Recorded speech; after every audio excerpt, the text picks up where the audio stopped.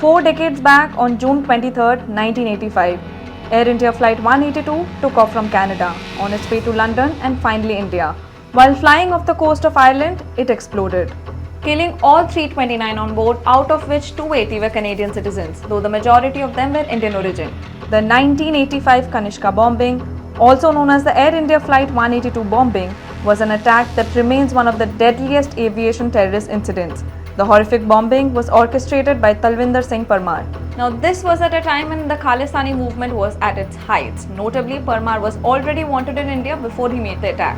The Indian government in 1982, under the then Prime Minister Indira Gandhi, had sought the extradition of Parmar, who was then accused of killing police officers in India. However, Pierre Trudeau, the then Canadian Prime Minister and father of present Prime Minister Justin Trudeau, declined the request on the quaint grounds that India was insufficiently deferential to the Queen. That is not a joke. Canadian diplomats had to tell their Indian counterparts that the extradition protocols between Commonwealth countries would not apply because India only recognized Her Majesty as head of the Commonwealth and not as head of state. Case closed. Well-known Canadian journalist Terry Milewski wrote in one of his books. Parmar then went on to mastermind the bombings of 1985. Parmar was the leader of Babbar Khalsa, a Sikh militant group involved in the Khalistan movement. Later on, a public apology by Stephen Harper, the 22nd Prime Minister of Canada, brought home the fact that it was Ottawa's negligence which led to the death of over 300 people. Eventually, Parmar sneaked into India from Pakistan in 1992 but was shot by the Punjab police. Pierre Trudeau was always criticized for shielding Parmar. Now, many are drawing comparisons and wondering if Justin Trudeau is following his father's footsteps. This comes as India-Canadian diplomatic tensions has flared up. India has asked a Canadian diplomat to leave India in a tit-for-tat move, as Canada expelled an Indian diplomat from the country.